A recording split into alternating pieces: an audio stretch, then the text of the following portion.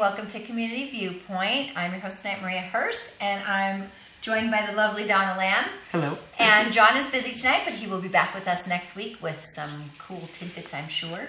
So tonight we're going to be discussing some pretty major issues that are going on right now regarding the Hidden Hills Solar Electric Generating System.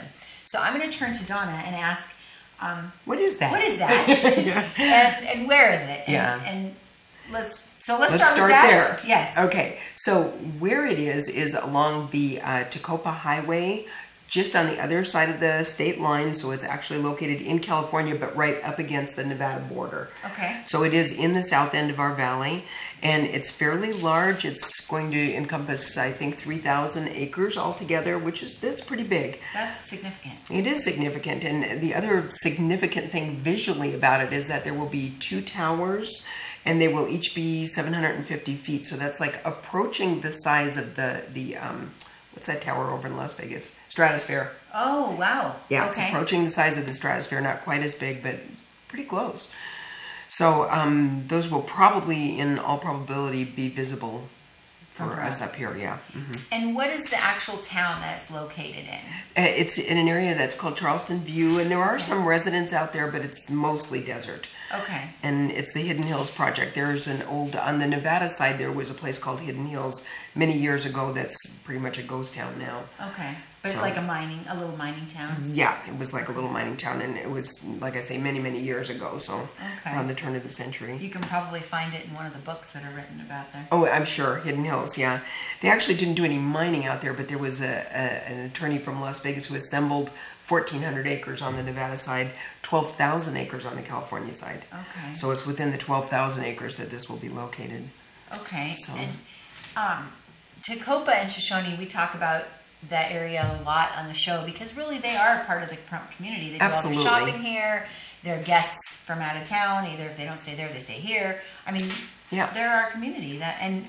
It's hard for me to not believe, but it's hard when you think about it. Like, oh, that's California, because it doesn't seem like California. It seems like Nevada. Yeah. And we talked about that with Susan. That she works really closely with the mining, business regarding that with Beatty and historical things, because it is part of Nevada's mining history. Yeah, it totally is. We are a region, one of my favorite things to say, the Amargosa River, which a lot of this involves the Amargosa River. The Amargosa is a bi-state river, so it runs through Nevada and through California.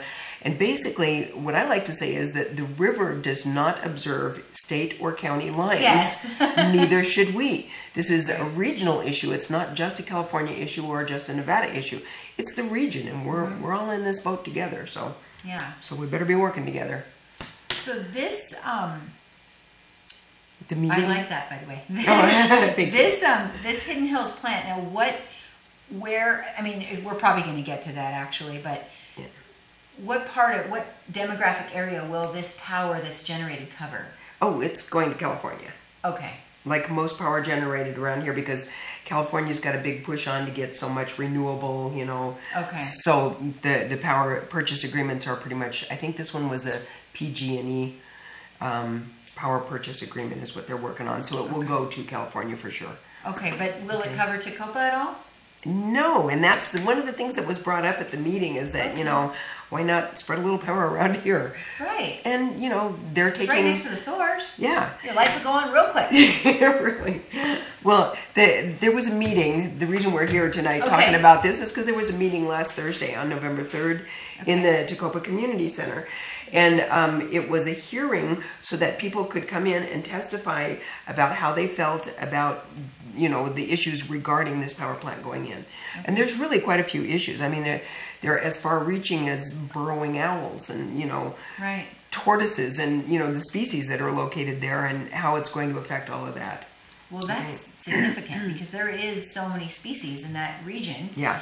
In the whole region, and we've talked about that before on the show, that are not found other places. So. Right. And I'm not sure that there's any endemic species right in Charleston View, but there are endangered species, So that's something to be cognizant of. And also it will use water. And there were a lot of questions about the water use because California doesn't have the same rules that we do. Right. So California almost has no rules, well, almost no rules on water consumption. But just on the other side of the border, Nevada has some of the most detailed rules about water of any state in the union. So it's like, the yin and the yang of it all. Right. Yeah, it's pretty interesting. Is the water coming from the Amargosa River? Well, that's something that we need to find out. It's not coming from the river, it would be going to the river. And, recently it got wild and scenic designation, so we can't impede the flow that goes into the river. That's pretty important. And these are all things that are in discovery right now about how much water comes from this area going there. And the Amargosa Conservancy is conducting, through a consultant, they're conducting hydrologic studies all through the Tecopa and Shoshone area, because that's an area that has not been studied. And now it's really important, now that there's wild and scenic designation, we need to know what's there, where it comes from, and how to protect it. And where they're going to get... So as of now, it would be going to the river, and that's a concern. Right. But where is it coming from? Right. So that's what we have to find out. That's what we need to find out. Okay. Where are the flow paths, and we are in the process of doing that right now. So at this meeting, I know we have some film clips from the meeting. There were a lot of speakers there, both pro and con, and we're going to try to provide some footage of both. Right. And I think one of the first ones we had in mind was Butch Boraski. I think that was number 22, Jeff. Good afternoon, ladies and gentlemen.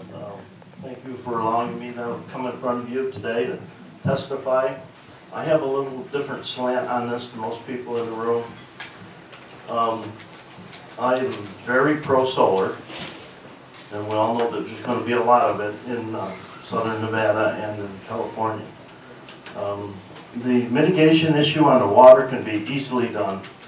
140 acre feet, it's not that hard to mitigate that. There will be probably some water rights retired to the ground to offset that.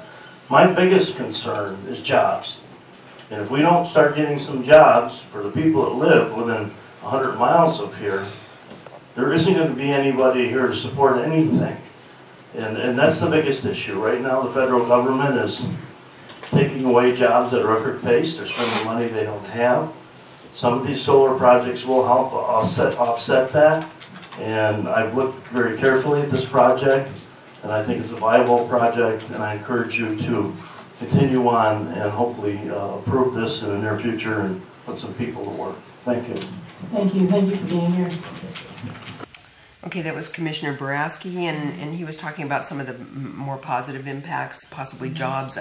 The people working there will be getting supplies in Pahrump, I'm sure, so those are some of the more positive things. And Maria, I should have prefaced this with, at the meeting that was last Thursday, there were members of the California Energy Commission, Inyo County officials, Nye County officials, the proponents who are Bright Source Energy, they will be the builders. So it was a wide representation of a lot of people through the region. I think that the California Energy Commission was really surprised at how many people actually showed up for it. There were in excess of 50 people there at the meeting. And that's in Tecopa. Key players. 50 key players, yes, not just people, right. There were residents and, people from both counties, and so it was a pretty important meeting, and everything that was said at the meeting was taken down by a stenographer and entered into the discovery. Okay. So everybody's comments will be available to see. So Butch talked a little bit about water, and they propose to use 140 acre feet of water, and so a lot of people are going. Well? Yeah, they'll have. Well would go 140 acres. They have I don't understand that. Okay, I was just going to say a lot of people don't understand what 140 acre feet is, so let me tell you. Okay. Basically, anybody who has a domestic well out here has the right to use 2 acre feet a day. But a family of 4 averages about 1,000 gallons a day, roughly, which is roughly 1 acre foot. So if we took this 140 acres, it would translate into about 140 domestic houses. It's using about as much as 140. Now, a couple of years ago, they were planning on putting 5,000 houses out there. There were discussions. I know that Jim Rhodes had dug a well, and they were looking at building houses out there. So when you compare it to, you know, the possibility of a subdivision out there someday, then it's going to use a lot less water. Okay, so it's not a huge amount. The solar plants that are proposed in Amargosa are using most of them between 300 and 400 acre feet per year for a solar installation. So it is less than the average. Did they mention anything about the type of energy system, I guess, the type of system that they're using, and how much water does other systems of this kind use in comparison? Okay, there's so many different kinds of solar. That was a good question. Okay. Very good question. Very good question, because there's so many different kinds and each one uses different amounts. This plant will use what they call a dry cooling technique. And it does use water, but it's in a closed system, so it's not going to use as much. Okay, it's not going to be evaporating as fast. Right. Okay. And then a lot of people wonder about, well, they have mirrors. You know, all these mirrors are shooting up to the high tower. That's what the tower is for. Everything is focused on the tower, and then they turn water into steam, which goes into the generating plant, condenses into water again, and then goes back up. So that's the closed loop system. The other question that people have is the mirrors have to be cleaned, and how much water does it take to clean the mirrors? Well, they have new technology for that too. They have new technology for everything. The technology for cleaning the mirrors will be air and water, and it's mostly air, so it blows the dust off. And then anything like, you know, if there's mud or something after bugs, then they have to clean that off with the water. But it's a high pressure system using air and water. So therefore it doesn't use near as much water in the cleaning process. And one other thing I thought was interesting about this, these people built a plant in Ivanpah, you know, just over the road on I-15. You know where that's at? Just going out of Vegas towards Los Angeles. They have a plant over there. Past Prim? It's right around Prim. It's right behind Prim, actually. So they built one there, and after building that, they decided that they could small up the footprint by putting the mirrors closer together and putting the tower higher so that they don't shade each other. So that's the reason for the higher towers at this plant, but it also is taking up less footprint. Okay, so there will be 2 towers surrounded by mirrors that are all focusing up to the top. Okay, so that's some of the things. I just thought it was interesting about, you know, how that relates to residential units. So now we want to get you a wide variety of speakers here, because some were for and some were against. So I think it might be good to do next Jack Pritchard, which is, what is that, 27? Jack Pritchard. And he's from the Old Spanish Trail Association. Old Spanish Trail Association, because there are cultural things to be considered also. I mean, there's the Old Spanish Trail, and I guess this crosses over a portion of it. So yeah, we have to see what Jack Pritchard has to say. And I know. Good afternoon. My name is Jack Pritchard, and I am president of the Old Spanish Trail Association of Tacopa chapter and active on the national board. I'm reading this statement of concern as president of that chapter and on behalf of the Old Spanish Trail Association. OSTA, for short, is an organization affiliated with the National Park Service and the Bureau of Land Management. And OSTA's mission is to protect, interpret, and promote the Old Spanish National Historic Trail. We work hand in hand and get budget from the National Park Service. The Old Spanish Trail, the road that we drove out on today, is also known, besides Tacopa Road, is also known as the Old Spanish Trail Highway, because the Old Spanish Trail, which led in the early 1800s from Santa Fe, New Mexico to Los Angeles, followed over that route right over Emigrant Pass. And as some of you know, national historic trails, of which the Old Spanish Trail is one, are subject to the protections and provisions of the National Trail System Act of 1968, which established the system. And the Old Spanish Trail was designated a National Historic Trail in 2002. So, apart from, in difference from the previous speakers, I'm addressing the issue of cultural resources. That's the primary concern here. Our chapter is intimately familiar with the trail as it crosses the California Mojave Desert. We stop our investigations at the state line. The trail runs just south of the the Old Spanish Trail Highway and the southern boundary of the project. So that is, that gives us concern for two reasons: possible cultural resources impacts and visual resources impacts. We have conducted, we have tracked 11.5 contiguous kilometers of the trail, reported at GPS, or working with other consultants to compile a complete history of the trail in this area. So our organization is unsurpassed, I believe, in the knowledge of the Old Spanish Trail. We possess the charter, the interest, the scholarly resources, and the on-the-ground familiarity with the trail to carry out the mission that I cited earlier. So on behalf of OSTA and the Tecopa chapter, I want to express to you two concerns that we have, two specific concerns. First, I have read on your website that that the project has a consulting firm, CH2M Hill, and that they conducted a cultural resources survey. However, it's classified confidential, and you have two applications pending to keep cultural resources confidential. Now, the Old Spanish Trail is a different breed of cultural resource from Native American sites, prehistoric sites, and I want to make that very clear. We have the expertise, and we know where it is. We've checked with GPS. We know about the trail, but I cannot find out in any way whether CH2M Hill even considered the trail. So that confidentiality is something that we have to get overturned so that we can do our job. And as I say, we have the domain knowledge in this area.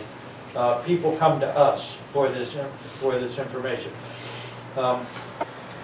Let's see. The second concern I want to address is that OSTA is developing archival. We're working in the area immediately south of the project. That's just where we've arrived in our studies at this point.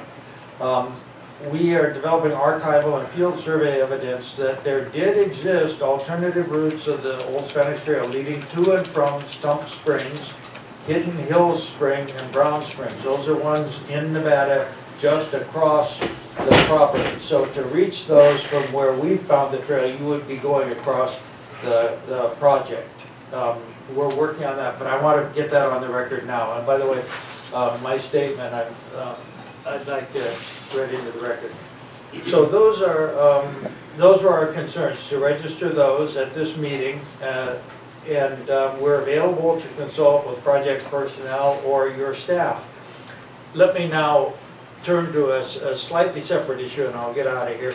From a broader public policy perspective, and this is something that I haven't heard mentioned today, I live in Los Angeles, and I believe that solar power, I'm a firm believer in solar power, but I believe that the generation should be put where the people are, where the power users are.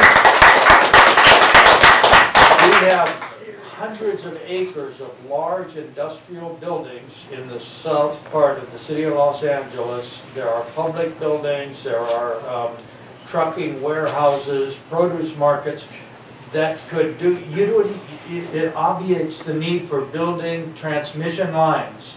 You don't have to bring hundreds of people out here and house them for your construction crews. So I want to make a strong pitch for that, and I will talk. If we do intervene, I've got some specifics. I've been working with the Rocky Mountain Institute to get my facts together on that point. Thank you. Thank you. Well, that was pretty interesting, huh? Yes, he had a lot of points. Yeah, he a lot really of good did. Points. You know, when all the people clapped there and he was talking about distributive energy, really, that's what we need to be doing is creating the power where we're going to use it. On the rooftops, you know, if you go to Germany, they have like 30% of their power is from renewables, either from solar or wind. They have all along the Autobahn, they have, you know, mirrors that are in existing easements where the transmission lines are, and they have them all over their barns and their rooftops, and everybody's generating power where they need it. So hopefully in the future, that's what we'll be working towards, is distributive energy. Where everybody works together then to work together and create the power where you're going to use it. You know, I mean, it's just like Valley Electric has this program for the solar water heaters. That's one way right there. That's 25% of your bill, and that's a good thing that people can do right now. But ultimately, it would be nice to build specifically for creating energy where you're going to use it. So he touched on a couple of good points there, and also the Old Spanish Trail. And there are cultural resources, biological resources. There's so many things to take into consideration. And I wanted to say that one of the things that people can do to look and see what area is going to be affected by this is to go on an Amargosa Canyon hike. The Amargosa Conservancy is sponsoring a hike on November the 19th, which is, I think, 2 Saturdays from now. And I won't forget that. Oh, the canyon it's beautiful, and the river is perennial there. It flows all year long in the canyon, and also the Old Spanish Trail goes down through there. So all of these things you can see, and this will be a really good hike on November the 19th. There's a lot that they're covering. Full day. It's a full day. Yeah, it goes down past Rainbow Mountain and the Palisades, which is the great big giant cliffs that are up there. And they'll go on the bridge of the Tonopah and Tidewater Railroad and track the Amargosa River down through the canyon there. So that would be a really good thing to do. It's moderate walking, 4 miles. And if you'd like to go, please call the Amargosa Conservancy. The number there is 760-852-4339. And let us know if you're coming on the hike, because then we'll be prepared for how many people show up. And the meeting place is at China Ranch? Thank you for pointing that out. China Ranch at 9:30 in the morning. So, but if you call the office, Molly will give everybody instructions on what to bring and what to wear, things like that. Shoes and all that. The right kind of gear for the hike and all that. So I think we've touched on most of the issues that were brought up. We talked about the species that are out there and, of course, plants. Oh, that was one interesting thing. They had pictures of, they don't clear the land like most solar things do. You know, when they're putting in those big troughs and stuff, they have to clear the land so that everything's level. Here it doesn't matter. They're mounted on a pole, so they actually don't disrupt the surface of the ground, which makes perfect sense if you think about it. Yeah, because then that dust would be blowing all over the mirrors otherwise. Right. So they want to keep as much of the vegetation in place as they can. They want the crust intact. So. Exactly. Okay. But we still have to think about migration corridors and, you know, other things like that, how it affects the birds and, you know, just all the animals and the plants and vegetation that are there. So, and the people, we can't forget the people, you know.